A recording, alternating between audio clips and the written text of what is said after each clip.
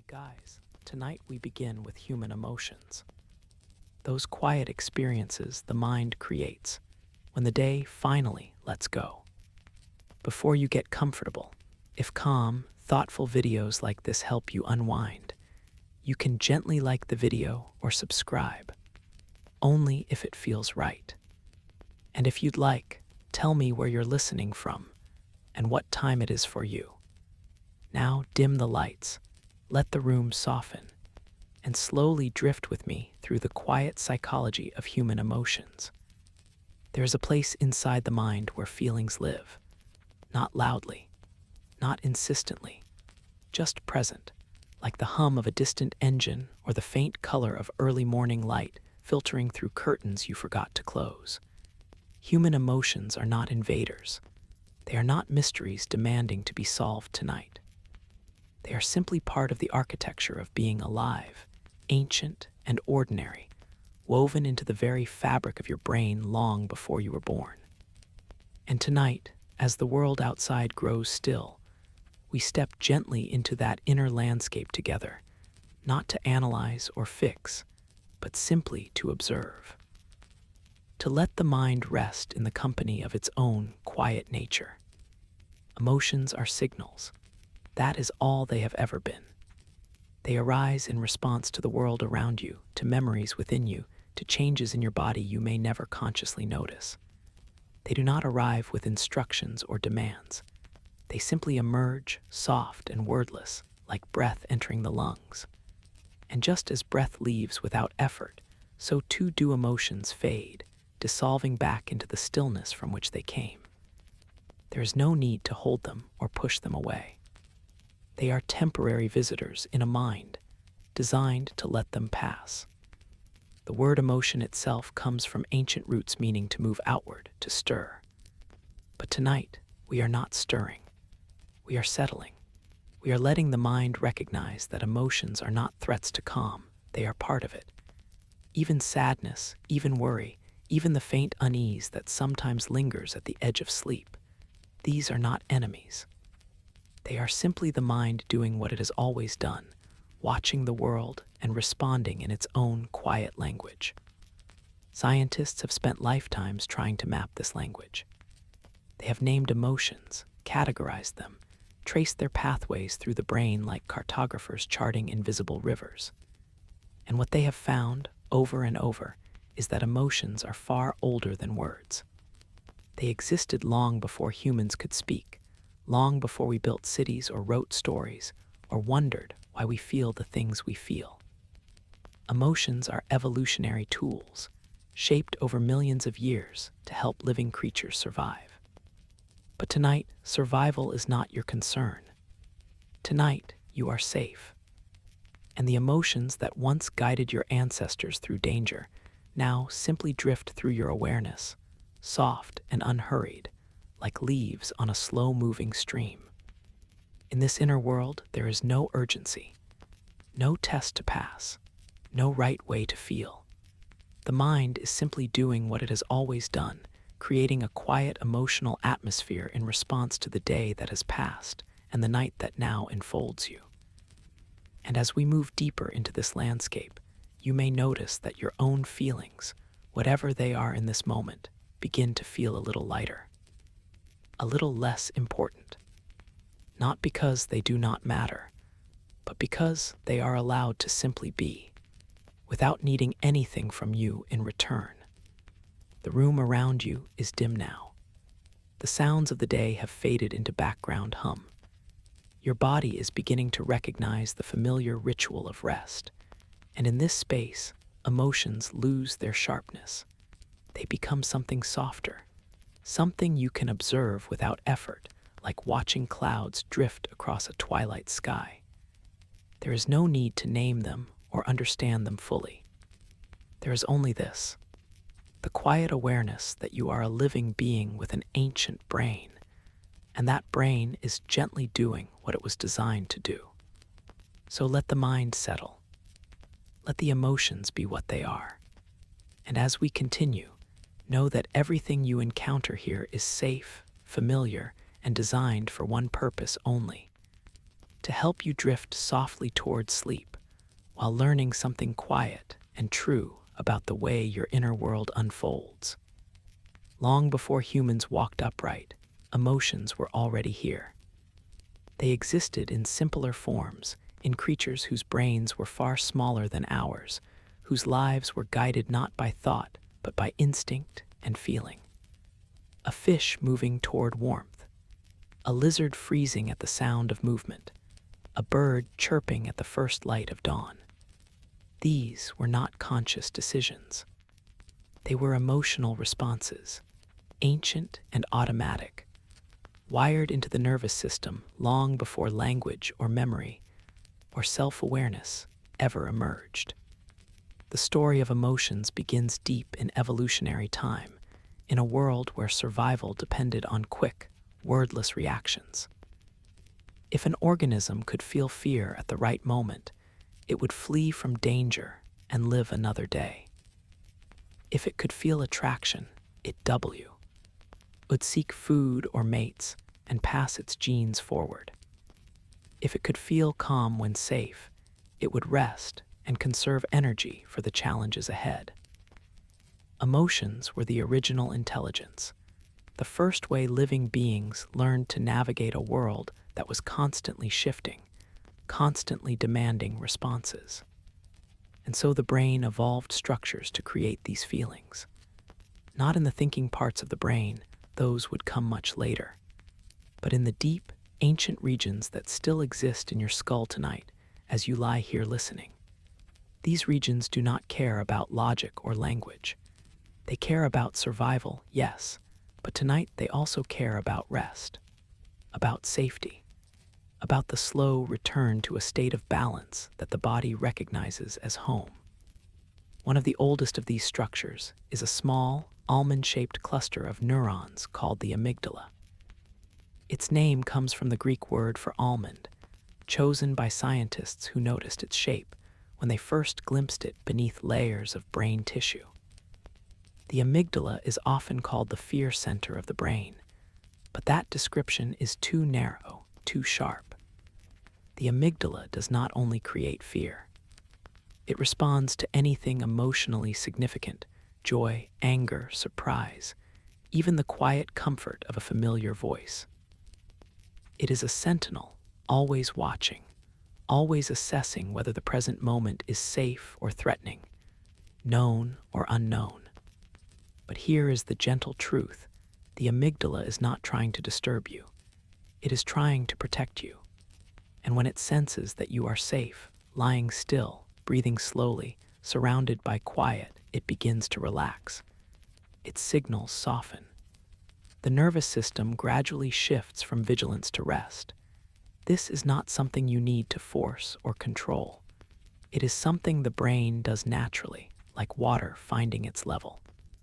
Nearby, deeper still, lies the hypothalamus, a structure so small it would fit on the tip of your finger, yet so powerful it regulates hunger, thirst, body temperature, and the rhythms of sleep and waking. The hypothalamus does not think. It does not wonder or worry. It simply responds to the body's needs, releasing hormones and signals that ripple outward, adjusting your internal state moment by moment. When you feel tired, it is the hypothalamus nudging you toward rest. When you feel calm, it is the hypothalamus recognizing that the body's needs are met, that there is nothing urgent requiring your attention. These ancient structures work together, forming what scientists call the limbic system, a network of brain regions responsible for emotion, memory, and motivation. The limbic system is older than the parts of your brain that read these words, older than the parts that plan or reason or imagine the future. It is a system designed for feeling, not thinking. And tonight, as your thinking mind begins to quiet, the limbic system continues its work in the background, gently monitoring your internal world, ensuring that you remain safe and at ease. Millions of years ago, the earliest mammals developed more complex limbic systems than their reptilian ancestors. They could form social bonds, care for their young, experience something resembling love or attachment. These were not intellectual choices. They were emotional adaptations that increased survival. A mother mammal who felt a pull toward her offspring would protect and nurture them, ensuring the next generation's survival. A mammal who felt fear at the scent of a predator would live to see another day. Emotions were not luxuries, they were necessities. And then, gradually, the human brain expanded. The cortex thickened. The frontal lobes grew larger, allowing for planning, language, abstract thought. But the ancient emotional structures did not disappear. They remained buried deep beneath the newer regions, still functioning, still influencing every moment of your waking life. This is why emotions can feel so powerful, so immediate. They arise from the oldest, fastest parts of your brain, parts that do not wait for conscious permission. They simply act. But here is the reassuring part. Those same ancient structures are also designed to return you to calm. Evolution did not create a brain that remains in constant alarm. It created a brain that responds to threats, and then, when the threat passes, gradually relaxes. This is called homeostasis, the body's natural tendency to return to balance. And tonight, that is exactly what is happening. Your body is recognizing that there is no danger here, no predator, no urgency. Just the soft weight of blankets and the quiet rhythm of your own breathing. As you listen, your amygdala is quieting. Your hypothalamus is signaling rest. Your limbic system is doing what it has done for millions of years, guiding you gently back toward the state of calm that is your natural home. You do not need to do anything to help this process along. It is already unfolding, as automatic as the beating of your heart, as effortless as the rise and fall of your chest. Evolution has equipped you with everything you need to feel safe tonight. And in this moment, that ancient wisdom is cradling you, slowly and surely, into the softness of sleep. Inside your skull, at this very moment, billions of neurons are quietly conversing. Not with words, but with chemistry and electricity, a language far older than speech. These neurons form networks, vast and intricate, that stretch across every region of the brain. And somewhere within these networks, emotions are born. Not as abstract ideas, but as physical events, patterns of electrical activity, cascades of neurotransmitters, waves of signals washing through brain tissue like tides moving through a quiet sea. The creation of an emotion is not a single event. It is a process, a collaboration between many regions of the brain working together in soft coordination. It begins, often, with something simple, a sight, a sound, a memory surfacing unbidden. Perhaps you see a photograph of someone you once knew. Perhaps you hear a song that reminds you of a particular summer. The sensory information enters the brain through the thalamus, a structure that acts as a relay station, sorting incoming signals and directing them to the appropriate areas for processing. The thalamus does not pause to wonder or interpret. It simply passes the information along, quick and automatic, like a messenger delivering letters without reading them. From the thalamus, the signals split. Some travel to the amygdala, that ancient sentinel we met before, which assesses emotional significance almost instantly. Other signals move toward the cortex, where slower, more deliberate processing occurs. This is why emotions can feel so immediate, they do not wait for conscious thought. The amygdala reacts first, triggering a cascade of responses in the body even before you fully understand what you are feeling. Your heart rate may quicken. Your muscles may tense. Your breathing may shift.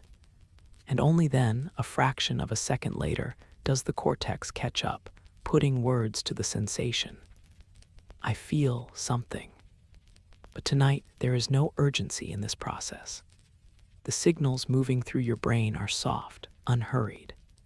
The sights and sounds around you are gentle, dim light, quiet air, the familiar comfort of your resting place.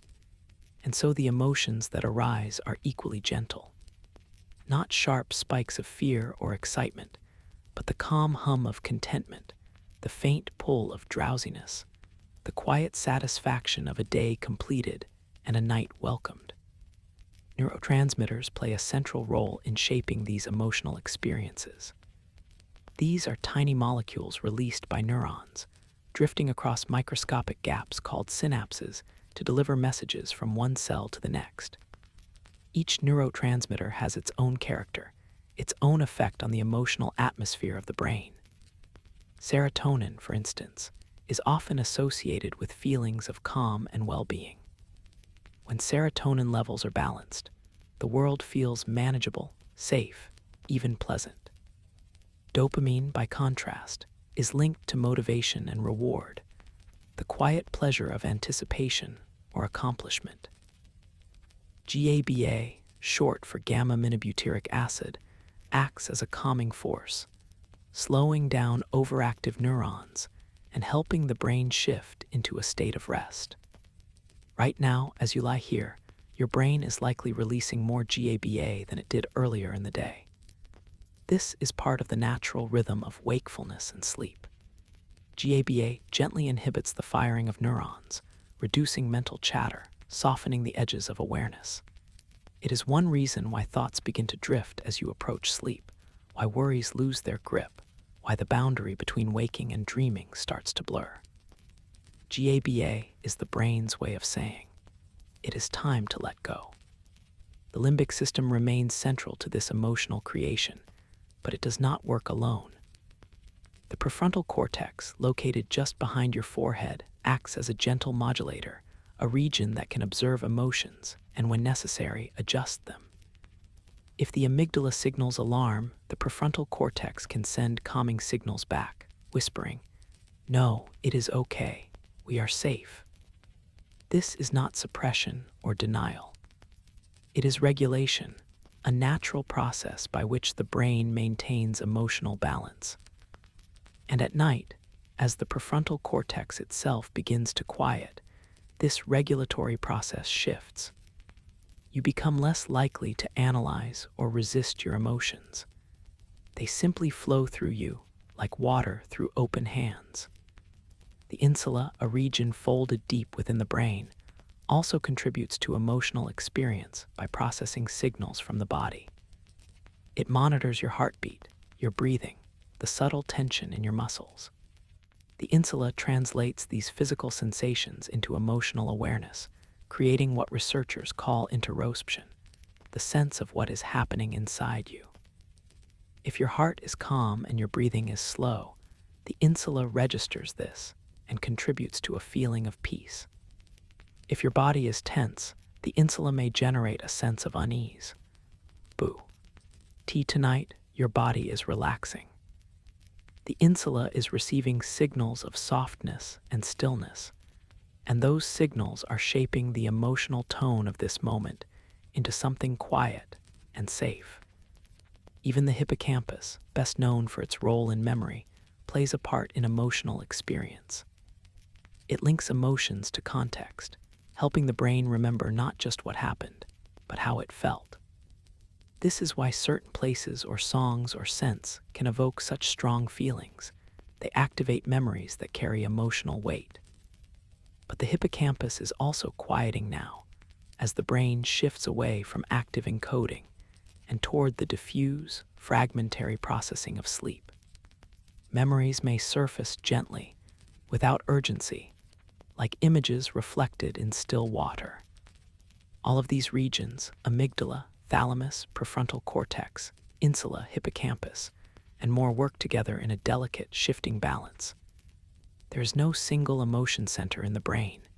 Instead, emotions emerge from the coordinated activity of many areas, each contributing its own piece to the whole. It is like an orchestra, where no single instrument creates the music alone. The violin cannot play without the cello. The flute cannot sing without the drum. Together, they create something greater than the sum of their parts. a symphony of feeling that colors every moment of your conscious life. And tonight, that symphony is playing a lullaby. The tempo is slowing. The volume is softening. The brain is gently composing the emotional conditions necessary for sleep. You do not need to conduct this orchestra. You do not need to understand every instrument or read every note on the page. You need only listen and let the music carry you softly into the quiet depths of rest. Emotions do not arrive in sharp categories. They do not announce themselves with clear labels or wait patiently in line. Instead, they exist along gentle gradients, blending into one another like colors on a spectrum where one shade melts seamlessly into the next. There is no hard line between contentment and happiness, between unease and fear, between interest and excitement. These are human words, invented to give shape to experiences that are, in truth, far more fluid and continuous than language can capture. Consider the feeling of calm. It is not a single emotion, but a region on the spectrum, a cluster of related sensations that can vary in intensity and flavor. There is the calm of a quiet morning, soft and unhurried. There is the calm after effort, when the body finally rests and tension drains away like water from cupped hands. There is the calm of familiarity, the ease that comes from being in a known place among known faces. Each of these is slightly different, yet all share a common quality: a sense of safety, of balance, of not needing to act or react. Tonight, as you lie here, you may be experiencing your own version of calm. It might be tinged with drowsiness, that heavy pull toward sleep that makes the body feel both weightless and deeply rooted. It might carry a hint of satisfaction, the quiet pleasure of a day completed. Or it might be touched by a faint melancholy, the bittersweet awareness that another day has passed, another page turned in the silent book of your life. None of these are wrong. They are simply the unique emotional weather of this particular moment, shaped by your day, your body, your history, your brain. Scientists have long tried to map the spectrum of human emotions, to identify the fundamental feelings from which all others arise.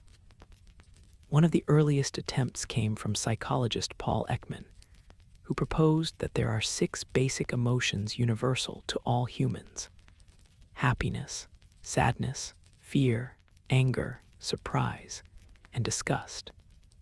These emotions, he argued, are recognizable across cultures, expressed through similar facial expressions, whether you are born in a city or a remote village, whether you speak English or a language with no written form. And indeed, research has shown that a smile means roughly the same thing everywhere, that a furrowed brow signals distress in every corner of the world.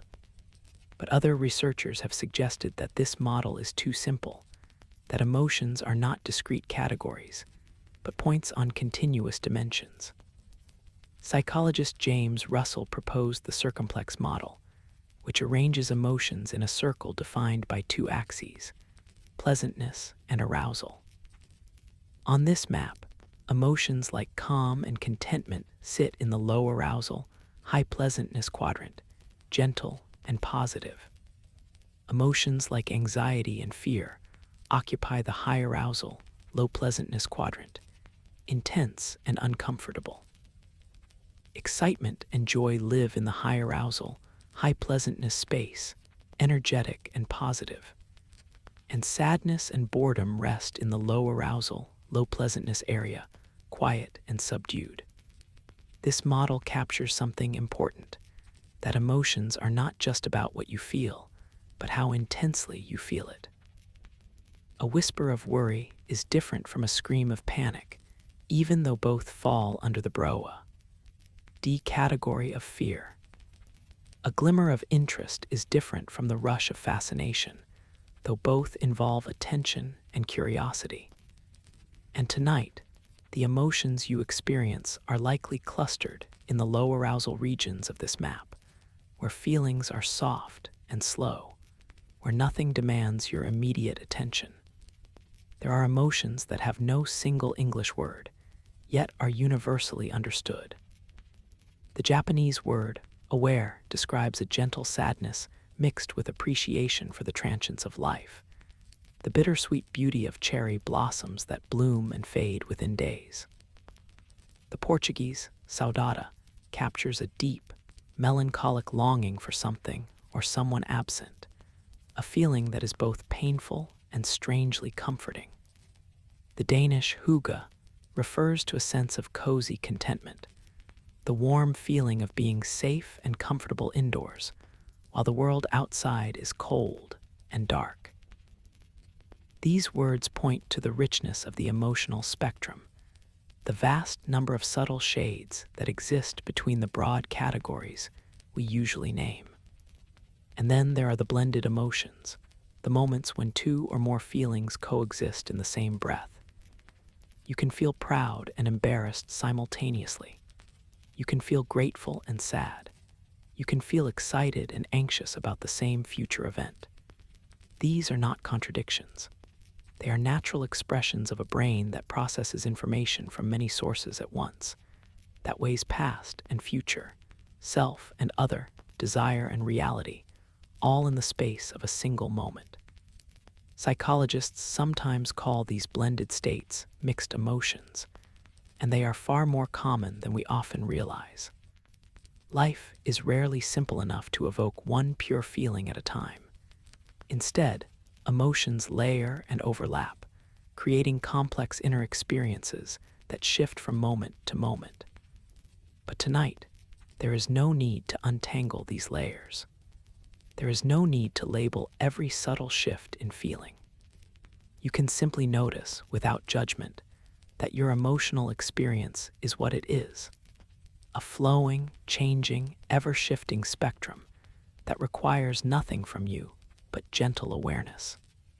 Some researchers have moved beyond categories entirely, suggesting that emotions are not things the brain finds, but things the brain constructs.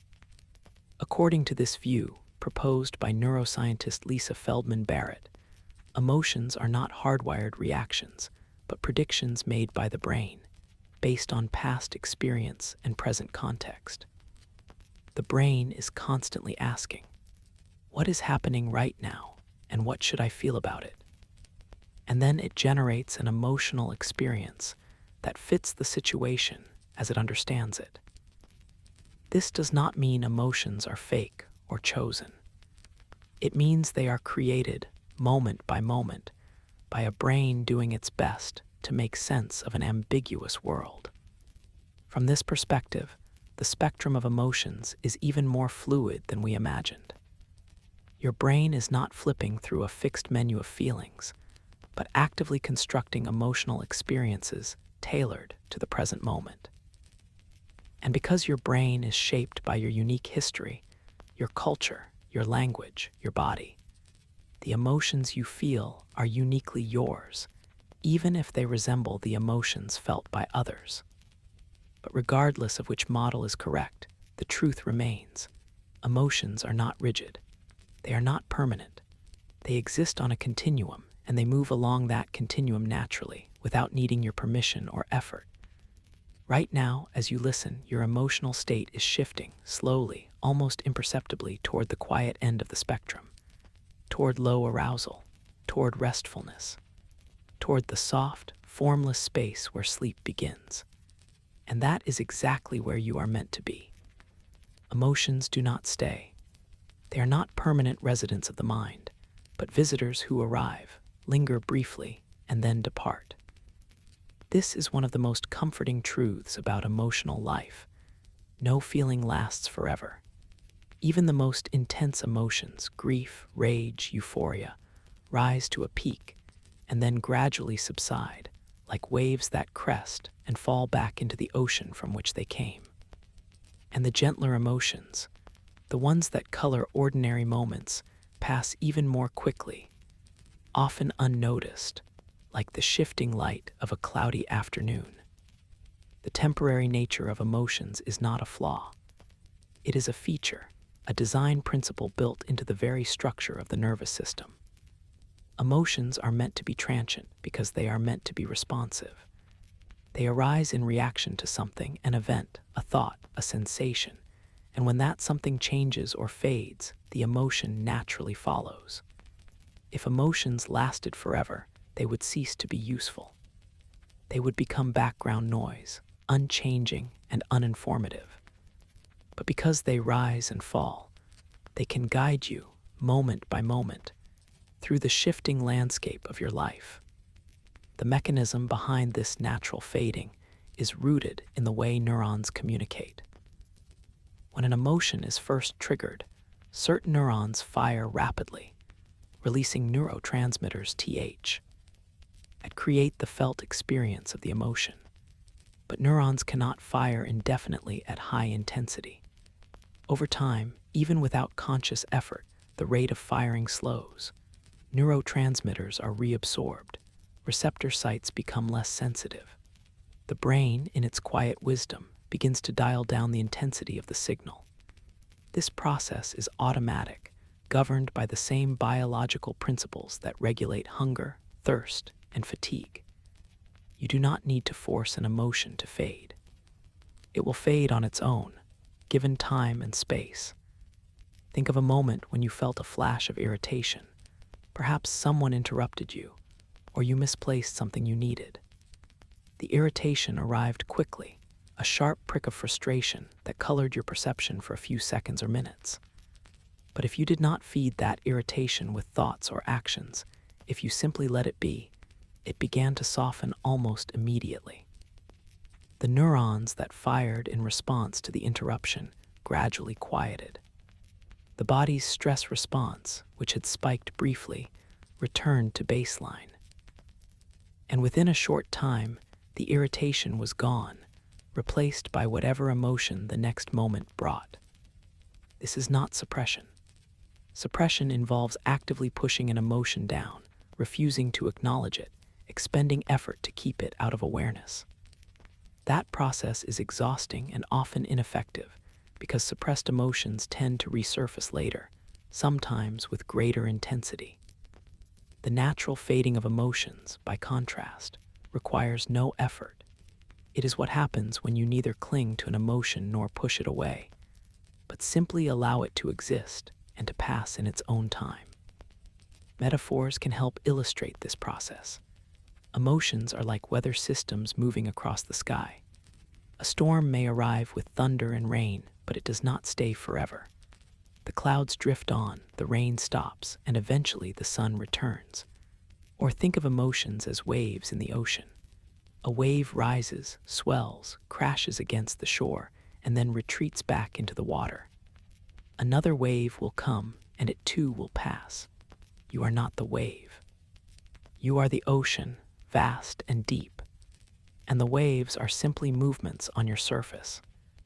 Psychologists studying emotion regulation have found that one of the most effective strategies for managing difficult emotions is simply to wait. Not to distract, not to analyze, not to force a change, but to wait with patience and trust that the emotion will diminish on its own.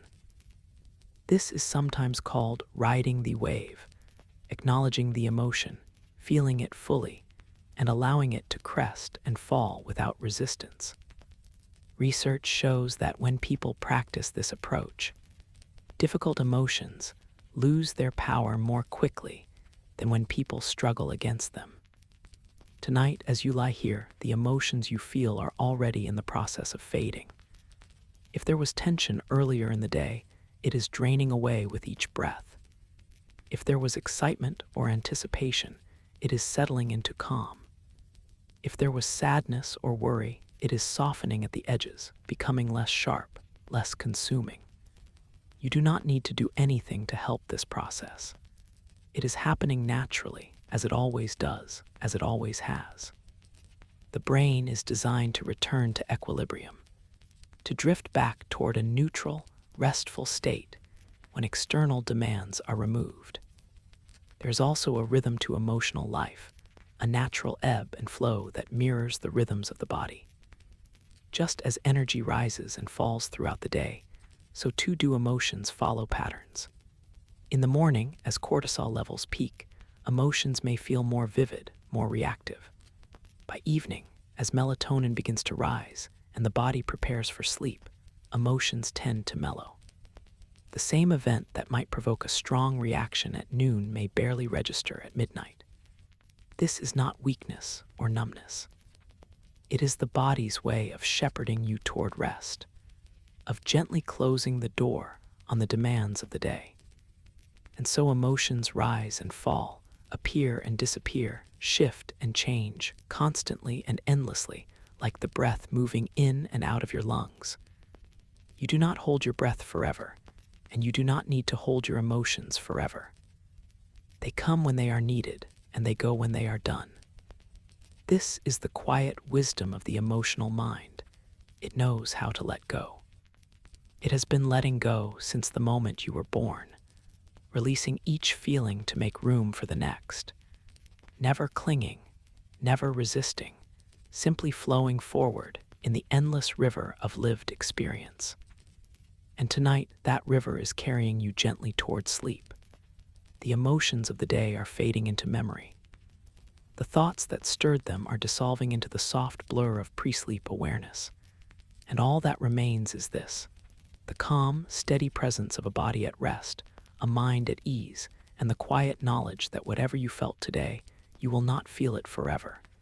Everything passes, everything fades, and in that fading there is peace. Thoughts and feelings are often spoken of as separate things, as though the mind were divided into two distinct rooms, one for thinking, one for feeling, with a door between them that rarely opens. But in truth, thoughts and emotions are deeply interwoven, each influencing the other in a continuous, quiet conversation that shapes every moment of your inner life. A thought can spark an emotion can summon a thought, and together they create the texture of your experience, the felt sense of what it is like to be you, right now, in this particular moment. Consider how a single thought can shift your emotional state. You might be lying here, calm and relaxed, when a thought surfaces. I forgot to send that message. Instantly, a ripple of unease moves through you. Your heart rate quickens slightly. Your muscles tense. The emotion of worry has arrived, called forth by the thought. But the thought did not create the worry directly. Instead, it activated a cascade of associations in the brain, memories of past mistakes, predictions of possible consequences, a vague sense of obligation unmet. And these associations triggered the neural patterns associated with worry. The emotion feels immediate, but it was constructed in the space between perception and response, built from the raw materials of memory and prediction. Now imagine the reverse. You are feeling a vague sense of unease, not tied to any particular thought. The emotion arrived first, perhaps triggered by something subtle, a change in lighting, a sound you barely noticed, a shift in your body's internal state. And then, as the emotion lingers, your mind begins searching for an explanation. Why do I feel this way? It asks. And soon enough, a thought appears. Maybe I'm worried about tomorrow. The thought may or may not be accurate, but it provides a narrative, a story that makes sense of the feeling. In this way, emotions can generate thoughts, pulling explanations from memory to justify or explain the felt experience. This interplay is not a flaw. It is how the brain works, how it creates a coherent sense of self and world. The mind is a meaning-making machine, constantly interpreting signals from the body and the environment, constantly weaving them into stories that feel true. And because thoughts and emotions are so tightly linked, they reinforce each other. A worried thought strengthens the feeling of worry. The feeling of worry makes it easier to find more worried thoughts. Together, they can create a feedback loop, a spiral that pulls attention inward and downward. But the loop can also move in the opposite direction. A thought of gratitude can soften anxiety. A memory of safety can ease fear. A deliberate focus on the present moment, noticing the weight of your body, the coolness of the air, the softness of your breath, can interrupt the spiral and gently redirect the mind toward calm. This is not about forcing positivity or denying difficult emotions. It is simply about recognizing that thoughts have power, that they shape emotional experience, and that you have some influence over which thoughts receive your attention. Cognitive psychology has long studied this relationship, giving it names like cognitive appraisal and reappraisal. Appraisal refers to the way you interpret a situation, the meaning you assign to an event. Two people can experience the same event and feel entirely different emotions because they interpret it differently. A surprise party might delight one person and overwhelm another. A canceled plan might bring relief or disappointment, depending on how it is appraised. The event itself is neutral. The emotion arises from the interpretation. Reappraisal, then, is the process of changing that interpretation. If you initially think, "This is terrible," and then shift to, "This is challenging, but I can manage it," the emotional response shifts as well. Research shows that reappraisal is one of the most effective strategies for regulating emotions, more effective than suppression or distraction, because it addresses the root of the emotional experience, the meaning assigned to the moment. But tonight, there is no need for effortful reappraisal. There is no challenge to manage, no interpretation to shift. The room is quiet, the day is done, and the thoughts drifting through your mind are losing their grip, becoming softer, slower, less insistent. This is the natural process of falling asleep. The thinking mind gradually releases its hold, and the emotional mind follows, settling into a state of diffuse, formless awareness. As the prefrontal cortex, the brain's center for planning, reasoning, and deliberate thought, begins to quiet, the tight link between thoughts and emotions loosens. Thoughts become more fragmented, less logical. They drift and shift without clear direction, pulling images and sensations from memory without trying to organize them into coherent narratives. And emotions, no longer tethered to specific thoughts, become gentler, less defined. They blend into a virile sense of ease or fatigue, a background feeling that does not demand attention or action. This loosening is not something to fear. It is a sign that sleep is approaching, that the brain is transitioning from the focused, goal-directed state of wakefulness to the open, exploratory state of rest. In this transition, thoughts and emotions become less like conversation partners and more like distant echoes, sounds heard from far away, not quite clear, not quite important. There is a particular quality to the thoughts that arise at the edge of sleep. They are often vivid, almost dreamlike, yet they lack the urgency of waking thoughts. You might notice an image of a place you visited long ago, or a fragment of a conversation that never quite happened, or a vague plan that dissolves before it fully forms. These are called hypnagogic thoughts, the strange, drifting mental events that occur in the boundary between waking and sleeping. They are neither fully conscious nor fully unconscious, but something in between, a liminal space where the rules of logic do not apply, and the mind is free to wander without purpose. And in this space, emotions too become liminal. They lose their labels, their stories, their ties to the events of the day. What remains is a faint emotional coloring, a mood that suffuses the mind without attaching to anything in particular. It might be a quiet contentment, a soft melancholy, or simply a neutral calm. Whatever it is not demanding. It is not a problem to solve. It is just the atmosphere of the moment, the emotional weather of a mind drifting toward sleep. So let the thoughts come and go. Let the emotions rise and fade. There is no need to hold on to them or push them away.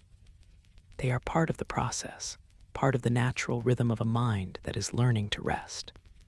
And as you continue to listen, As the words wash over you in slow, steady waves, notice how the boundary between thinking and feeling, between self and sensation, begins to blur. Notice how the mind becomes less like a thinker and more like a space, open and quiet, where thoughts and emotions simply pass through, like clouds moving across an empty sky. Emotions are not purely mental events. They are not thoughts or ideas that exist only in the abstract space of the mind. They are deeply physical, rooted in the body, expressed through the body, felt in the body. Every emotion you have ever experienced has had a bodily component, a shift in heart rate, a change in breathing, a tightening or relaxing of muscles, a wave of warmth or coolness moving through your skin. The body is not a passive vessel that simply carries the mind. It is an active participant in emotional life, constantly communicating with the brain, shaping and being shaped by the feelings that move through you. When you feel fear, your body responds instantly. Your heart beats faster, pumping blood to your muscles in preparation for action. Your breathing quickens, drawing in more oxygen. Your pupils dilate, sharpening your vision. Your hands may tremble. Your stomach may clench. These are not side effects of fear. They are part of what fear is. The brain and body are in constant dialogue, and the physical sensations you feel are signals sent from the body to the brain, informing it of the body's state and influencing the emotional experience in turn. But tonight, there is no fear. Tonight, your body is signaling something entirely different. Your heart is beating slowly, steadily, in the calm rhythm of rest. Your breathing is deep and unhurried, each inhale drawing in cool air, each exhale releasing tension. Your muscles are softening, releasing the subtle tightness they held throughout the day. Your skin is warm and comfortable under the weight of blankets. These physical sensations are sending signals to your brain, and those signals are creating the emotional atmosphere of this moment. Calm, safe, ready for sleep. The vagus nerve plays a central role in this body-brain communication. This long, wandering nerve stretches from the brainstem down through the chest and abdomen, connecting the brain to the heart, lungs, and digestive system.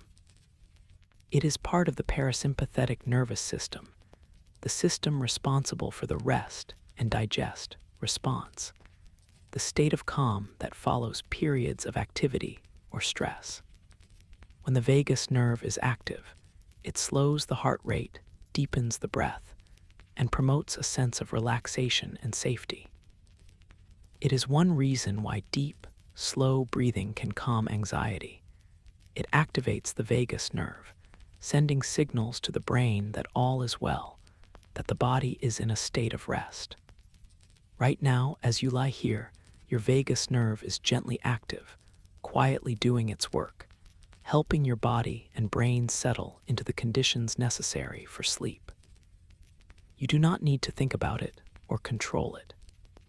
It is happening automatically, as it has happened every night of your life, guiding you softly from wakefulness into rest. The way emotions are felt in tea. Body varies from person to person, but some patterns are remarkably consistent across cultures and individuals. Research using body maps has shown that people tend to feel happiness as warmth spreading through the chest and limbs, sadness as heaviness in the chest and throat, anger as heat in the head and arms, fear as tension in the chest and stomach. These patterns are not learned. They appear to be universal, suggesting that the body's response to emotion is shaped by deep evolutionary processes, the same processes that gave rise to emotions in the first place. But not all bodily sensations are tied to specific emotions. There is also a general sense of bodily comfort or discomfort, a background feeling that colors your experience without drawing conscious attention. When your body is comfortable, when you are well fed, warm, rested, free from pain, This background feeling leans toward the positive, creating a subtle sense of well-being that makes it easier to feel calm or content. When the body is uncomfortable, hungry, cold, tired, in pain, the background feeling leans toward the negative, and emotions like irritability or sadness become more likely. Tonight, your body is likely quite comfortable. You are lying down, supported by a surface designed for rest. You are warm but not too warm, cool but not too cool. You are not hungry or thirsty. There is no pain demanding your attention. And this bodily comfort is contributing to the emotional calm you feel, creating the conditions in which sleep can gently unfold. The breath is perhaps the most direct link between body and emotion, a bridge that moves in both directions. When you are anxious, your breathing becomes shallow and rapid, held high in the chest. When you are calm, your breathing deepens and slows, moving down into the belly. But the breath is unique in that it is both automatic and voluntary. You can choose to change your breathing, and when you do, you can change your emotional state.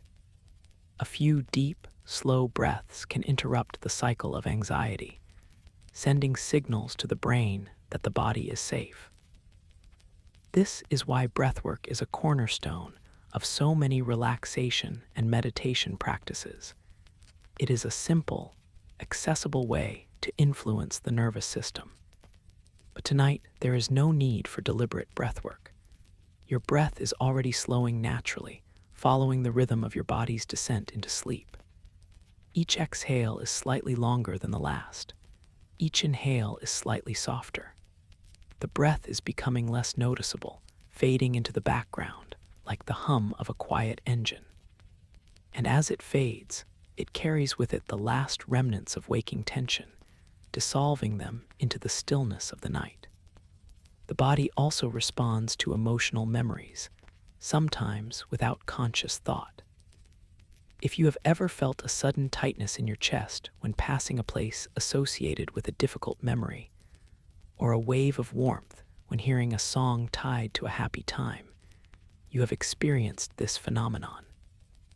The body remembers, and it reacts, even when the mind is not fully aware of what is happening.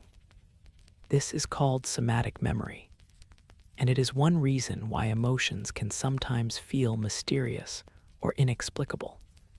They arise not from present thoughts, but from bodily responses to cues you did not consciously register. But the body can also learn new patterns, new responses.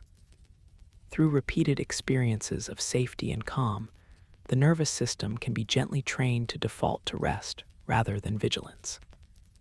This is why routines matter, why the familiar rituals of bedtime, the dimming of lights, the brushing of teeth, the settling into a comfortable position, help signal to the body that it is time to let go. The body recognizes the pattern, and it responds by releasing the substances and activating the systems that promote sleep. And so the body rests. The heart beats slowly. The breath flows softly. The muscles relax. And in this state of physical calm, emotions too find their rest. There is no tension to fuel anxiety, no discomfort to provoke irritation, no restlessness to stir impatience. There is only the quiet, steady presence of a body that knows how to rest, that has been resting since the beginning, that will rest again and again, night after night, carrying you gently through the rhythms of life. Stress is a word that carries weight, a word that often feels heavy and unwelcome. But stress, in its essence, is not an enemy. It is a response, a signal, a natural part of the body's ancient survival system. When the brain perceives a challenge or a threat, real or imagined, physical or emotional, it activates a cascade of physiological changes designed to help you meet that challenge. The heart rate increases. Glucose is released into the bloodstream for quick energy. Attention sharpens. This is the stress response, and for millions of years, it kept our ancestors alive. But tonight, there is no challenge to meet. No predator to flee, no deadline to scramble toward. The stress rays. Ponce, if it was active earlier, is now fading. The body is recognizing that the demands of the day have passed, and it is beginning the slow, gentle process of returning to balance. This return to balance is called the relaxation response, and it is just as natural, just as automatic as the stress response itself. It does not require effort or willpower. It simply requires time, stillness, and the absence of ongoing threats. The relaxation response is mediated by the parasympathetic nervous system, the counterpart to the sympathetic system that drives the stress response. While the sympathetic system is often described as fight or flight, the parasympathetic system might be thought of as rest and digest. It slows the heart, deepens the breath, relaxes the muscles, and redirects energy toward repair and restoration. When the parasympathetic system is active, the body is no longer preparing for action. It is recovering, healing, storing energy for the future. And this is exactly what is happening now. As you lie here, your parasympathetic nervous system is gently taking over, guiding your body back toward its natural resting state.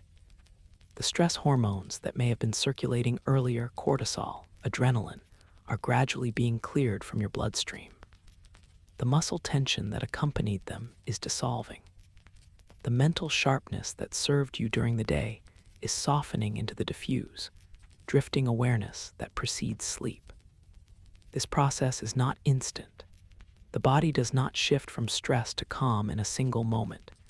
It transitions gradually, like the dimming of light as the sun sets. And the transition is smoother, gentler, when the conditions are right. A safe environment, a comfortable position, a quiet mind. These are the conditions you have created tonight, and your body is responding with the only response it knows when such conditions are present. It is letting go. Stress is often cumulative. Small stressors throughout the day. A difficult conversation, a minor frustration, a moment of uncertainty can add up, creating a background level of tension that persists even when no single stressor is particularly intense. This is sometimes called allostatic load, the wear and tear on the body from repeated or chronic activation of the stress response. But the body also has mechanisms for reducing this load, for clearing away the accumulated tension. Sleep is one of the most powerful of these mechanisms. During sleep, the brain consolidates memories, clears metabolic waste, and restores the neurochemical balance disrupted by waking activity. The body repairs tissues, strengthens the immune system, and resets the hormonal rhythms that govern energy and mood. In this sense, sleep is not just the absence of waking. It is an active, restorative process, a time when the body does the deep maintenance work that cannot be done while you are moving and thinking and reacting to the world. And tonight, you are giving your body the gift of that time, the space to do its quiet work undisturbed. The mind, too, benefits from this return to balance. When stress is high, the mind tends to narrow its focus, zeroing in on threats and problems, scanning for danger. This is useful in the short term, but exhausting over time. In the absence of stress, the mind can widen its focus, relax its vigilance, and allow thoughts to drift without urgency. This widening is part of what makes rest feel restful.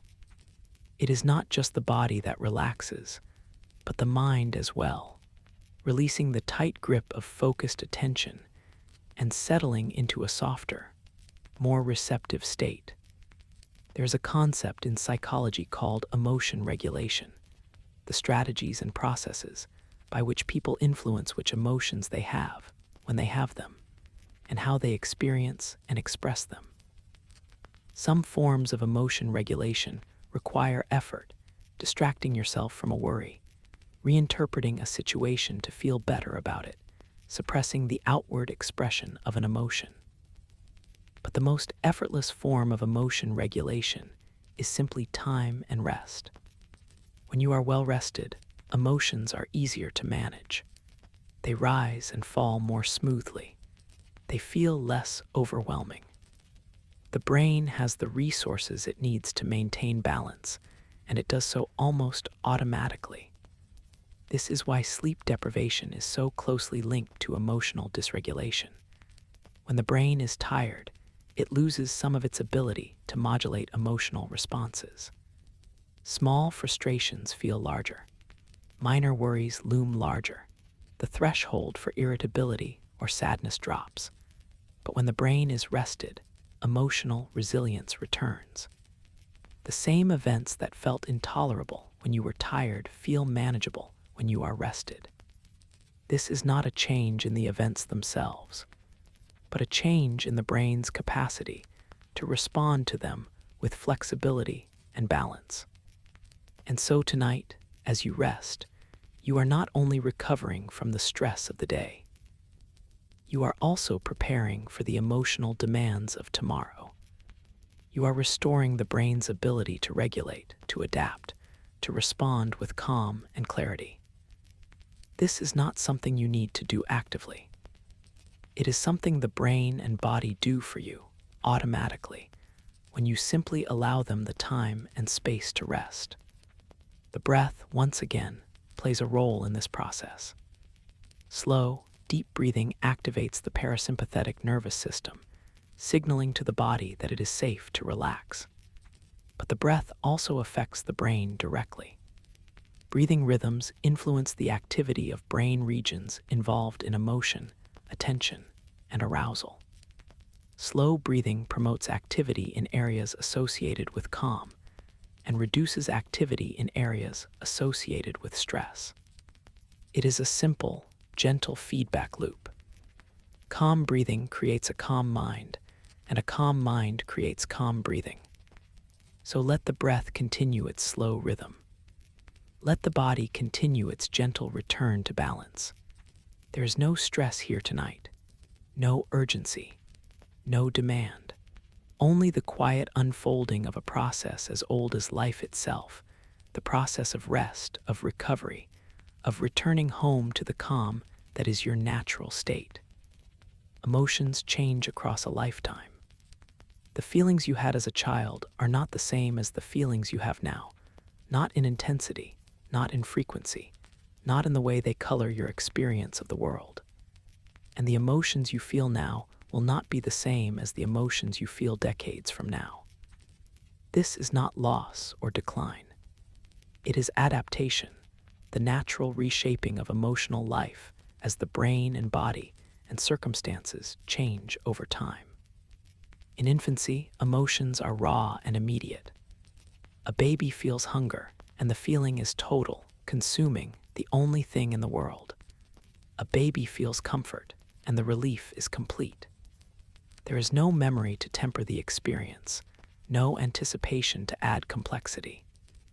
Emotions arrive in their purest form, unfiltered by language or context or learned expectations. And because the infant brain is still developing, still forming the neural pathways that will shape emotional life, these early experiences leave deep imprints. The way caregivers respond to an infant's emotions, whether they soothe or ignore, whether they are consistent or unpredictable, shapes the developing brain's sense of safety, of trust, of the world as a place that responds to needs or does not. As childhood unfolds, emotions become more nuanced. Language develops, and with it, the ability to name feelings, to communicate them, to think about them. The child learns that some emotions are acceptable and others are not, that expressing anger might lead to punishment, while expressing joy might lead to praise. This learning is not always explicit. Much of it happens through observation, through the subtle cues of how others react. And so the child begins to regulate emotions, to shape their expression to fit the social world, to internalize the rules and expectations that will guide emotional life for years to come. But the child's emotional world is still simpler than the adult's. Emotions are shorter-lived, more tied to immediate circumstances. A disappointment can feel devastating in the moment, yet be forgotten within the hour. A joy can be absolute, untainted by worries about the future. The child lives more fully in the present than most adults ever will, and this presence gives childhood emotions a particular intensity and clarity. Adolescence brings turbulence. The hormonal changes of puberty affect not just the body but the brain, particularly the limbic system, which becomes more reactive during these years. At the same time, the prefrontal cortex, the brain's center for regulation and control, is still maturing, not reaching full development until the mid-20s. This imbalance between a highly reactive emotional system and a still developing regulatory system is why adolescence is often marked by intense, volatile emotions. Feelings can swing rapidly from elation to despair, from confidence to insecurity. Social emotions, embarrassment, pride, the intense need for belonging become particularly powerful, as the adolescent brain is highly attuned to the opinions and judgments of peers. But even these intense emotions serve a purpose. They drive exploration, risk-taking, the gradual separation from family, and the formation of independent identity. They are uncomfortable, yes, but they are also part of the developmental process, the brain's way of pushing the adolescent out into the world, away from the safety of childhood and toward the responsibilities of adulthood. In adulthood, emotions often stabilize. The prefrontal cortex has matured, and with it comes greater capacity for regulation, for perspective, for responding to emotions with flexibility rather than reactivity. Adults generally experience fewer extreme emotional highs and lows than adolescents, and they are better able to anticipate and manage emotional challenges. But adult emotional life also becomes more complex. There are more roles to juggle, more responsibilities to manage, more conflicting demands.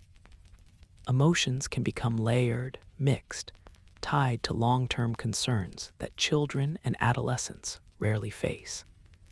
And yet, research consistently shows that emotional well-being tends to increase with age. Older adults report feeling more positive emotions and fewer negative emotions than younger adults. This is sometimes called the positivity effect, and it appears to be driven by several factors. Older adults are better at regulating emotions, having had a lifetime of practice. They are more selective about where they direct their attention, focusing on meaningful experiences and relationships rather than superficial concerns. And they have a different perspective on time, knowing that life is finite. They prioritize what truly matters, letting go of the rest. There is also evidence that the brain's response to negative stimuli decreases with age. The amygdala, which reacts strongly to negative or threatening information in young adults, shows reduced reactivity in older adults. At the same time, the prefrontal cortex remains active, maintaining regulatory control. This shift may contribute to the greater emotional equilibrium that many people experience as they age. Of course, aging also brings challenges. Loss becomes more frequent, the loss of loved ones, the loss of physical abilities, the loss of roles and identities that once defined the self. These losses can bring grief, sadness, a sense of diminishment.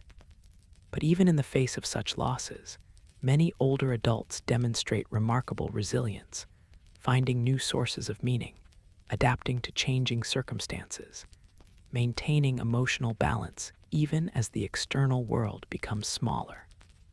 The changes in emotional life across the lifespan are not just psychological. They are neurological, shaped by the changing structure and function of the brain. The plasticity of the brain, its ability to form new connections, to adapt to experience, means that emotional patterns are not fixed. They can change, can be reshaped, can evolve in response to new experiences, new relationships, new ways of thinking. This is true at every age, from infancy to old age. The brain remains capable of learning, of adapting, of finding new pathways to emotional well-being. And tonight, wherever you are in your own lifespan, whatever emotions have colored your years so far, the process of rest is the same. The brain is quieting. The body is relaxing. The emotions of the day are fading into memory. And in this moment, age does not matter. What matters is the simple, universal fact of being alive, of having a body that knows how to rest, a brain that knows how to let go. The seasons of life will continue to change, but tonight, there is only this: the gentle, timeless act of drifting towards sleep. Emotions are not solitary experiences. They do not exist in isolation, locked inside the private chamber of a single mind. They are social, relational, woven into the fabric of human connection. From the moment we are born, our emotional lives are shaped by others, and we in turn shape the emotional lives of those around us. We read emotions in faces, voices, gestures. We mirror them, often without conscious awareness. We offer comfort, seek reassurance, share joy and sorrow. Emotions are the invisible threads that connect us, that allow us to navigate the complex, shifting landscape of social life. Consider the simple act of a smile. When you see someone smile, even a stranger, something shifts inside you. The corners of your own mouth may lift slightly. A warmth may spread through your chest. This is not deliberate imitation. It is an automatic response, mediated by mirror neurons, brain cells that fire both when you perform an action and when you observe someone else performing the same action. Mirror neurons are thought to play a key role in empathy, in the ability to understand and share the feelings of another. They allow you to feel, in a small way, what another person is feeling, to bridge the gap between self and other. This mirroring extends beyond facial expressions to emotions themselves. If you spend time with someone who is anxious, you may begin to feel anxious yourself, even if you have no reason to be. If you are with someone who is calm and content, their calm can spread to you, gently lowering your own emotional arousal. This is called emotional contagion, the tendency for emotions to spread from person to person like ripples moving across water.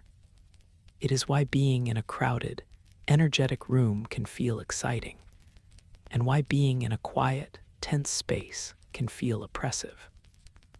We are constantly absorbing and responding to the emotional atmosphere around us, often without realizing it. But tonight, you are alone, or at least removed from the immediate presence of others. And in this solitude, there is a particular kind of calm. Without the emotional signals of others to process, without the need to regulate your emotional expression to fit socia, expectations, the mind can simply be. There is no performance here, no need to smile or reassure or hide discomfort. There is only the quiet presence of your own emotional state, free to unfold without external influence. Empathy is perhaps the most profound expression of emotional connection. It is the ability to step into another's experience, to feel with them rather than just for them. Empathy is not the same as sympathy. Sympathy is feeling for someone, recognizing their pain from a distance, offering comfort or concern.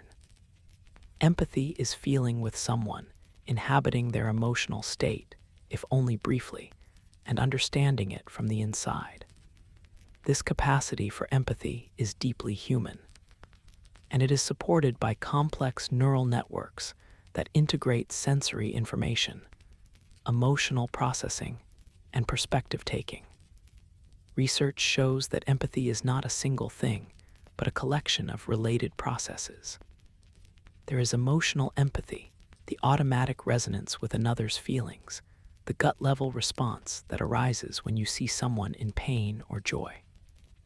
And there is cognitive empathy, the more deliberate process of understanding another's perspective, of reasoning about what they might be feeling and why. Both are important, and both can be cultivated. The more you practice paying attention to the emotional experiences of others, the more attuned you become, the more easily empathy arises. But empathy, like all emotions, has limits. Too much empathy, too much absorption of others' emotions, can lead to emotional exhaustion, to a sense of being overwhelmed by the suffering or intensity of those around you. This is sometimes called empathy fatigue or compassion fatigue, and it is common among those who work in caregiving professions or who are highly sensitive to the emotions of others. The antidote is not to stop caring, but to balance empathy with self-care, to recognize that you cannot carry the emotional weight of the world, that it is okay to step back, to rest, to let others hold their own feelings while you tend to your own. Social connection also provides a buffer against emotional distress. Study after study has shown that people with strong social ties, friends, family, community, experience better emotional well-being than those who are isolated. This is not just because social connection provides practical support, though it does. It is also because the presence of others, the feeling of being seen and understood, regulates the nervous system.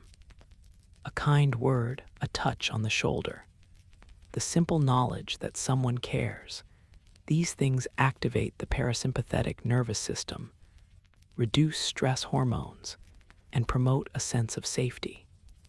Even tonight, even alone, you may be connected to others in memory, in anticipation, in the quiet knowledge that there are people in your life who matter to you. These connections do not disappear when you are physically alone. They remain, woven into your sense of self, influencing your emotional landscape in subtle, enduring ways. There is also the phenomenon of shared emotion, the way groups of people can feel the same thing at the same time. Think of a concert where thousands of people sway together, united by the music, by a collective emotional experience that transcends individual differences. Or a moment of collective grief when a community comes together to mourn a loss, and the shared sadness creates a sense of solidarity, of not being alone in the pain. These shared emotional experiences can be powerful, binding people together, creating a sense of belonging that individual emotions cannot provide. But the social nature of emotions also means that we are shaped by the emotional norms of our culture. Different cultures have different rules about which emotions are appropriate, when they should be expressed, and how intensely. In some cultures, expressing anger openly is seen as a sign of honesty and strength. In others, it is seen as a loss of control, a failure of self-regulation. In some cultures, happiness is understood as exuberant and expressive. In others, it is quiet and contained. These cultural differences shape not just how we express emotions, but how we experience them, because the brain learns to create emotions that fit the social context in which it developed. And yet, beneath these cultural variations, there are universals: the need for connection, the pain of rejection, the comfort of being understood. These are not learned. They are part of the human condition, wired into the social brain that evolved over millennia.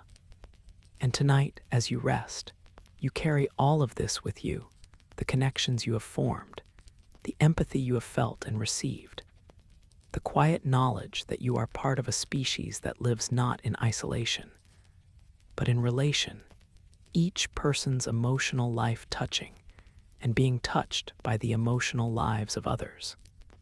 But for now, the social world is far away. There is no one to mirror, no one to empathize with, no one to perform for. The ray is only this: the soft, solitary space of your own mind, drifting gently toward the borderland of sleep, where even the sense of self begins to dissolve, and you become simply a presence, resting in the quiet dark. Memory and emotion are intertwined in ways that are difficult to separate. A memory is never just a record of facts, a neutral account of what happened. It is always colored by emotion, shaped by how you felt in the moment the memory was formed, and how you feel now as you recall it. And emotions, in turn, are deeply influenced by memory. The way you feel about the present is shaped by the past, by the accumulated residue of experiences that have taught your brain what to expect, what to fear, what to hope for. The hippocampus, which we met earlier, is central to the formation of new memories. But it does not work alone. It is closely connected to the amygdala, that ancient sentinel of emotional significance. When an event carries emotional weight, whether joy, fear, sadness, or surprise, the amygdala activates, and this activation strengthens the memory of the event. Emotional memories are encoded more deeply, recalled more vividly, and retained longer than neutral memories.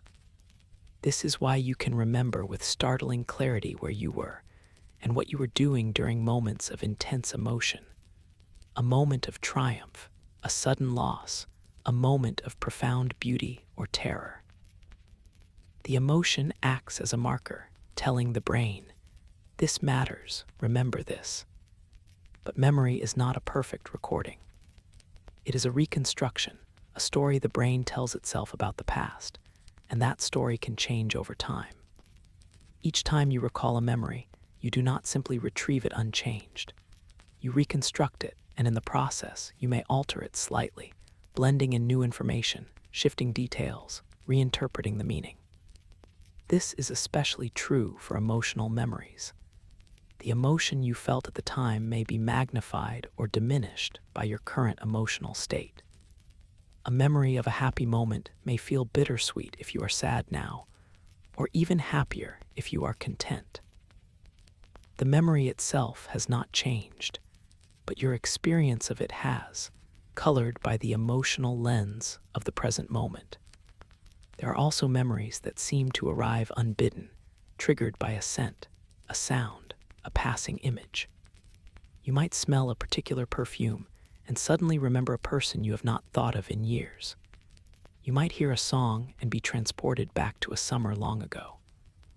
These are called involuntary memories, and they are often deeply emotional because they bypass the deliberate, effortful process of recall and instead emerge directly from associative networks in the brain. The scent or sound activates a pattern of neural activity that was formed during the original experience, and the memory surfaces, complete with the emotional tone that accompanied it. This is why certain places or objects can feel haunted by the emotions of the past. A room where something important happened, an old photograph, a piece of clothing. These things carry no inherent emotion, but they are connected in your brain to the emotions you felt when you first encountered them. And when you encounter them again, the connection activates and the emotion resurfaces, like an echo from another time. But not all emotional memories are vivid or easily recalled. Some are vague, diffuse, felt more as a mood or a tendency than as a specific memory. You may feel uneasy in a particular situation without knowing why, or feel drawn to a certain kind of person or place without conscious understanding. These are often the result of early experiences, memories formed before language, before the brain had developed the structures necessary for explicit, declarative memory. These early memories are stored implicitly, as patterns of response rather than as stories, and they influence your emotional life in ways you may never fully articulate. Tonight, as you lie here, memories may drift through your awareness. Images from the day, fragments of conversations, moments from years ago that surface without explanation. This is normal, part of the brain's process of consolidating memories during rest. But the memories that arise at the edge of sleep are often gentler, softer, less demanding than waking memories. They do not insist on being examined or understood. They simply pass through, like clouds reflected in still water, and then fade back into the quiet depths from which they came. The relationship between memory and emotion also works in reverse. The emotions you feel now can influence which memories you recall. If you are happy, you are more likely to remember happy moments from the past. If you are sad, sad memories come more easily to mind. This is called mood-congruent memory, and it is one reason why depression can feel so all-consuming. It creates a filter that makes it difficult to remember times when you felt differently, reinforcing the belief that you have always felt S way and always will. But the filter can shift. As your mood changes, so too does the accessibility of different memories, and the past begins to look different, not because it has changed, but because you are seeing it through a different emotional lens. There is also a phenomenon called the reminiscence bump, a tendency for older adults to recall more memories from adolescence and early adulthood than from any other period of life. Researchers believe this is because those years are filled with firsts: first love, first job, first experience of living independently, events that are emotionally significant and that shape identity in lasting ways. These memories are rehearsed more often, woven into the story you tell yourself about who you are, and so they remain vivid and accessible even as other memories fade. But tonight, there is no need to rehearse or examine or hold onto any particular memory. The brain is not in the business of remembering right now. It is in the business of letting go, of releasing the grip on waking thoughts and waking experiences so that deeper processes can unfold. During sleep, the brain does not stop processing memories, but the processing becomes different, less deliberate, more integrative. Memories are sorted, consolidated, some strengthened, and others allowed to fade. The emotional tone of memories may shift as they are integrated into the broader network of past experience. This is not something you control. It is something the brain does on its own, in the quiet hours when consciousness has receded and the deeper layers of the mind are free to work undisturbed. So let the memories drift. Let them come and go without trying to hold them or push them away. They are part of the tapestry of your life, threads woven through the present moment, but they do not define this moment. Right now, you are not the sum of your past. You are simply a body resting, a mind quieting, a presence drifting gently toward the open, formless space of sleep. And in that space, memories lose their weight, their insistence, their ability to pull you backward or forward in time.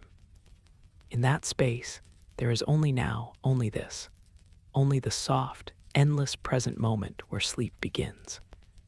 The brain does not leave emotions to chance. It has systems, ancient and refined, designed to regulate emotional experience, to prevent feelings from spiraling out of control, to maintain the balance necessary for functioning. This regulation is not always conscious. Much of it happens automatically, beneath the surface of awareness, as the brain monitors and adjusts emotional intensity moment by moment, like a thermostat maintaining a comfortable temperature. Automatic emotion regulation begins in the deep structures of the brain, the same limbic regions that generate emotions in the first place. The amygdala, when it signals alarm, also triggers regulatory responses.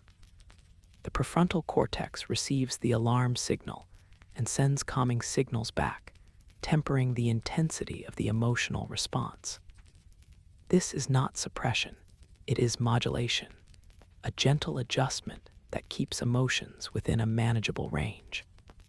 And it happens so quickly, so smoothly, that you rarely notice it unless the system is overwhelmed. But sometimes the automatic systems are not enough. Sometimes emotions feel too intense, too persistent, too disruptive. And in those moments, conscious regulation becomes necessary. Psychologists have identified many strategies for emotion regulation, some more effective than others. Reappraisal, as we discussed earlier, involves changing the way you think about a situation to change how you feel about it. Distraction involves shifting attention away from the emotion-eliciting stimulus toward something neutral or positive. Acceptance involves allowing the emotion to be present without trying to change or resist it, simply observing it with curiosity rather than judgment. Tonight, there is no need for effortful regulation. The conditions for natural regulation are already in place. You are safe, comfortable, free from immediate demands. The brain is receiving signals that all is well, and in response, it is gently dialing down arousal, shifting from the focused, effortful state of waking toward the open, receptive state of rest. This is regulation without effort, the kind that happens when you simply allow the mind and body to do what they naturally do in the absence of stress or stimulation. One of the most important aspects of emotion regulation is the ability to tolerate discomfort. Emotions, even difficult ones, are temporary. They rise, peak, and fall like waves. But the natural decline of an emotion can be interrupted if you react to it with resistance or avoidance, if you try to push it away or numb it or distract yourself from it.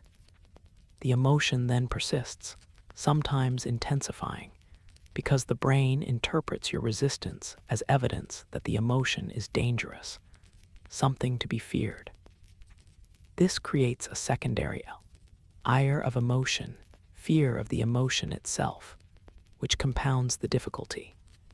But when you can tolerate an emotion, when you can let it be present without needing to fix or escape it, the emotion usually fades more quickly. This is not passive resignation. It is active acceptance, a willingness to feel what you feel without adding judgment or struggle. And research consistently shows that acceptance-based strategies are among the most effective for long-term emotional well-being, precisely because they do not require constant effort or vigilance. They work with the brain's natural processes rather than against them. There is also a social dimension to emotion regulation.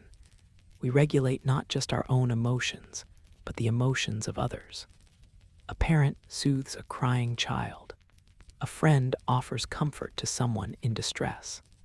A partner listens patiently as the other describes a difficult day. These acts of social regulation are essential to human connection, to the bonds that hold communities together. And they work because the presence of a calm, attuned other can help regulate the nervous system of someone in distress, activating the parasympathetic response, lowering stress hormones, and restoring a sense of safety. But tonight, you are your own regulator. There is no one else here to soothe or reassure you. And yet, the voice you are listening to, the words moving softly through your awareness, are serving a similar function.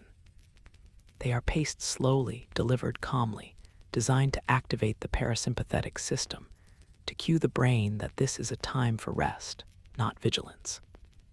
The content itself is gentle, reassuring, free from urgency or demand. It is a kind of external regulation, offered through language and tone, helping the brain transition from waking to sleeping. The capacity for emotion regulation develops over the lifespan. Infants have almost no ability to regulate their own emotions. They rely entirely on caregivers to help them calm down when distressed. As children grow, they gradually internalize the strategies they have been taught or observed, learning to soothe themselves, to distract themselves, to seek help when needed. By adulthood, most people have a repertoire of regulation strategies, though some are more effective than others. and some people are more skilled at regulation than others.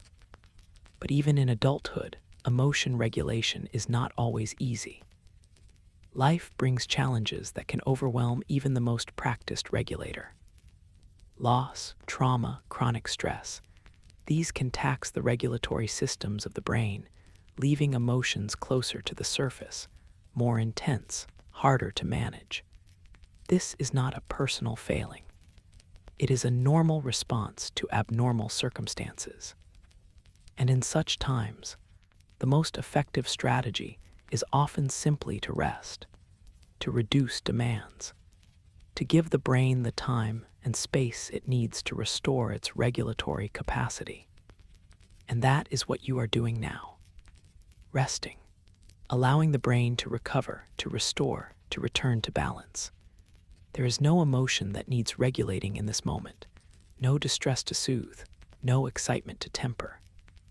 There is only the slow, gentle decline of arousal that accompanies the approach of sleep, the natural downregulation that happens when the day ends and the body finally, gratefully, lets go. The brain is designed to return to calm, not because it has to, but because calm is its natural state, the baseline to which it drifts when external demands are removed. And tonight, as you continue to listen, as the words wash over you in soft, rhythmic waves, you can trust that the brain is doing what it has always done, what it will always do. It is guiding you home to the stillness that is always there, beneath the surface of waking life, waiting patiently for you to return. Most of the time, emotions are quiet. They are not the dramatic storms or soaring joys depicted in movies or literature. They are subtle shifts in mood, gentle fluctuations in energy, faint colorings of the present moment that come and go without much fanfare. This is the texture of ordinary emotional life, the day-to-day experience of being a feeling creature in a world that is mostly familiar, mostly safe, mostly predictable. You wake in the morning, and there is a faint sense of heaviness or lightness, depending on how you slept and what the day ahead holds. You drink your coffee or tea, and there is a moment of quiet satisfaction, the simple pleasure of warmth and routine. You move through your tasks, and there are small frustrations, a misplaced item, a minor delay, and small pleasures, a kind word, a moment of unexpected beauty. These emotions are not intense. They do not demand attention or action. They are simply there, part of the background of experience, like the hum of traffic outside your window or the feel of fabric against your skin. This is important to recognize because much of our cultural conversation about emotions focuses on the extremes. We talk about anxiety disorders, depression, overwhelming stress. We celebrate peak experiences, moments of ecstasy, profound love, transformative insight. But these extremes are not the norm. Most emotions are mild, brief, and situation-specific. They arise in response to small, ordinary events, and they fade just as quickly when the event passes or attention shifts. Research on emotional experience supports this. Studies that ask people to report on their emotions multiple times throughout the day find that the average emotional intensity is quite low. People spend most of their time in neutral or mildly positive states, with occasional dips into mild negativity and rare peaks of strong emotion. This is not a sign that life is bland or meaningless. It is a sign that the emotional system is working as designed, providing information about the environment without overwhelming the organism with constant intensity. And there is a kind of beauty in this ordinariness, a comfort in the predictability of emotional patterns. You know that if something frustrates you, the frustration will pass. You know that if something delights you, the delight will fade, but it might also return the next time you encounter the same thing. You know that your baseline mood, whatever it is, will reassert itself after the highs and lows of the day. This predictability creates a sense of stability, a trust in the continuity of the self. Consider the emotion of contentment. It is not excitement or joy, though it shares some of their qualities. It is quieter, steadier, less dependent on external events. Contentment is the feeling of being okay, of having enough, of not needing anything in this moment. It is the emotional tone of a life that is, for the moment, balanced. And contentment is one of the most common emotions in daily life, though it often goes unnoticed precisely because it is so quiet, so undemanding. Tonight, you may be feeling something like contentment. The day is done. You are safe and comfortable. There is nothing you need to do, nowhere you need to be. The body is relaxed, the mind is calm, and the gentle pull of sleep is beginning to make itself known. This is not a dramatic feeling. It is not something you would write a song about or describe in passionate terms. But it is real, and it is valuable, and it is the emotional foundation upon which restful sleep is built. Ordinary emotions are also shaped by routine. The brain loves patterns, and it creates emotional associations with repeated experiences. Your morning routine, for instance, likely carries a particular emotional tone, perhaps a sense of calm if the routine is smooth and unhurried, or a sense of mild stress if it is rushed and unpredictable. The commute to work, the lunch break, the evening wind down, all of these carry their own emotional signatures, shaped by repetition and expectation. And these routines are not just behavioral.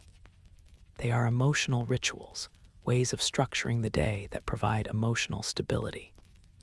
When routines are disrupted, emotions can become less predictable, more reactive. This is why travel, even when exciting, can be emotionally exhausting. It removes the familiar routines that usually anchor emotional experience, leaving you to navigate each moment without the comforting guidance of habit. But tonight, you are likely in a familiar place, following a familiar routine. The room is known. The sounds are expected. The position of your body is comfortable. And these familiarities are sending signals to the brain. This is safe. This is normal. There is nothing to worry about. The brain responds by maintaining a low level of arousal, by keeping emotions mild and unthreatening, by allowing the transition to sleep to proceed smoothly. There is also the emotional experience of boredom, which is more common than we often admit.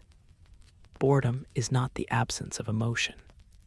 It is a specific feeling, a restless dissatisfaction with the present moment, a desire for something more interesting or engaging. But boredom, too, is mild most of the time. It is a signal that the current activity is not holding your attention, that your brain is seeking something novel or stimulating. And in response, you might shift your focus, find a new activity, or simply wait for the boredom to pass. But tonight, boredom is not a concern. If anything, the goal is the opposite, to allow the mind to become unstimulated, to let attention drift and diffuse, to embrace the quietness that precedes sleep. And in this context, what might feel like boredom during the day becomes something else entirely. A welcome emptiness, a space where nothing needs to happen, where the mind can finally, gratefully rest. The patterns of daily emotional life are also influenced by circadian rhythms, the internal biological clock that governs sleep and waking. Cortisol, the hormone associated with alertness and stress, peaks in the morning and declines throughout the day. Melatonin, the hormone that promotes sleep, rises in the evening and peaks during the night. These hormonal shifts influence emotional tone, making you more reactive in the morning and more subdued at night. This is not a flaw. It is an adaptation, a way of aligning emotional reactivity with the demands of the day and the need for rest at night. And so the calm you feel now is not just psychological. It is biological, the result of hormonal shifts, neural changes, and the accumulated fatigue of a day spent awake. The brain and body are conspiring together to ease you into sleep, to lower the volume on waking emotions, to create the conditions in which rest can occur.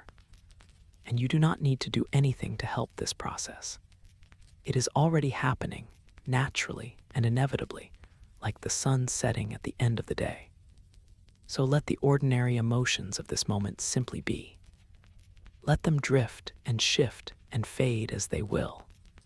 There is no need to examine them or amplify them or wish they were different. They are exactly what they need to be. Quiet companions on the journey from waking to sleeping, gentle reminders that you are alive, aware, and moving softly toward the rest that awaits. There is a place the mind returns to when all else falls away. It is not a physical place, not a location you can point to on a map. It is a state, a condition, a quality of being that emerges when the demands of the world recede and the brain is finally free to simply exist without task or purpose. This place is stillness. Not the stillness of frozen immobility, but the stillness of deep rest, of balance restored, of a system that has found its equilibrium and settled into it like water finding its level. The mind's natural tendency is toward this stillness. It is where the brain defaults when nothing is asking for its attention, when there is no threat to assess, no problem to solve, no goal to pursue. This is what neuroscientists call the default mode network, a collection of brain regions that becomes active when you are not focused on the external world, when your mind is free to wander, to reflect, to rest. The default mode network is not idle. It is engaged in its own quiet work, consolidating memories, integrating experiences, maintaining a sense of self across time. But this work is effortless, background, like the work of the heart beating or the lungs breathing. Tonight, as you lie here, the default mode network is gradually taking over from the task-oriented networks that dominated your waking hours. The shift is subtle, not a sudden switch, but a gradual transition, like the sky dimming as the sun sinks below the horizon. Attention is loosening. The tight focus on specific tasks or thoughts is softening into a more diffuse, open awareness. And in this openness, the mind begins to return to its natural state of rest. Emotional stillness is not the absence of emotion. It is the presence of balance, the sense that no emotion is pulling you too far in any direction. It is the calm center around which emotions move, the steady ground beneath the shifting weather of feeling. You can feel sad without being consumed by sadness. You can feel anxious without spiraling into panic. You can feel joy without clinging to it or demanding that it stay. Emotional stillness is the capacity to hold emotions lightly, to let them come and go without losing your center. This capacity is not something you are born with fully formed. It is something that develops over time, through experience, through the gradual learning that emotions are temporary, that they do not define you, that you are larger and more enduring than any single feeling. And it can be cultivated, strengthened, deepened through practices that encourage observation without judgment, presence without reactivity. Meditation is one such practice. Simply lying quietly and allowing thoughts and feelings to drift through awareness, without engaging with them, is another. But you do not need to practice anything tonight. The stillness is here already, waiting beneath the surface of waking awareness, rising gently as the conditions for sleep fall into place. It has always been here, this stillness, even on the busiest, most chaotic days. It is the substrate of consciousness, the quiet background against which all thoughts and feelings appear and disappear. And as you drift closer to sleep, you are drifting closer to the direct experience of this stillness, unmediated by thought or effort. The concept of emotional stillness appears in many contemplative traditions, often described as equanimity or inner peace. It is understood not as indifference or detachment, but as a profound acceptance of the way things are, a willingness to let experience unfold without resistance. It is the recognition that you cannot control the arising of emotions, but you can choose not to be ruled by them, not to let them dictate your actions or define your sense of self. And this recognition brings a kind of freedom. When you are not at the mercy of every passing feeling, when you can observe emotions without identifying with them completely, you gain space to respond rather than react, space to choose how you engage with the world, space to simply be without the constant pressure of emotional demands. This is not a denial of emotion. It is a mature relationship with emotion, one that honors feelings without being overwhelmed by them. Tonight, that space is opening. The emotions of the day are receding, losing their grip. The thoughts that stirred them are fading, and what remains is simply the awareness of being here, in this moment, in this body, breathing softly in the quiet dark. This is the stillness the mind returns to, the home it seeks at the end of every day. The body, too, knows this stillness. When the muscles release their tension, when the heart rate slows, when the breath becomes deep, and even the body is expressing its own form of stillness, its own return to balance. Body and mind are not separate in this. They are two expressions of the same underlying process, the same movement toward rest. There is a sense, as you lie here, that nothing more needs to happen. The day's work is complete. The decisions have been made. The interactions have unfolded. There is nothing left undone that cannot wait until tomorrow. And in this completion, there is a permission to let go, to stop striving, to simply be without purpose or plan. This is the gift of nighttime, the gift of sleep, a temporary release from the demands of waking life, a return to the simplicity of existence without agenda. And as the mind settles deeper into this stillness, the boundary between waking and sleeping becomes harder to discern. Thoughts become less like thoughts and more like images, drifting and disconnected. The sense of time begins to blur. The body feels both heavy and weightless, present and distant. This is the threshold, the liminal space where consciousness begins to dissolve, where the mind lets go of its grip on waking reality and allows itself to slip into the formless openness of sleep. There is nothing to fear in this dissolution. It happens every night, every time you sleep. The self does not disappear, it simply changes form, moving from the focused, bounded awareness of waking into the fluid, boundless awareness of dreaming and deep sleep. And when morning comes, the self will reassemble, memory will return, and you will wake to find yourself still here, still whole, still the same person you were before. But for now, there is only this, the gentle, inexorable pull towards stillness, the mind's natural return to the state of rest that is its birthright. And in this return, there is no effort, no struggle, no need to do anything but let go. The brain knows what to do. The body knows what to do. And you, simply by lying here, by allowing the process to unfold, are doing exactly what you need to do. So rest now. Let the stillness rise around you like water, like darkness, like the soft embrace of sleep itself. Let the emotions of the day dissolve into this stillness, leaving only the quiet awareness of being, the gentle presence that remains when all else has fallen away. And in that presence, in that stillness, let yourself drift, slowly and safely, into the deep, restorative rest that waits for you, as it has always waited, patient and endless, in the quiet heart of the night.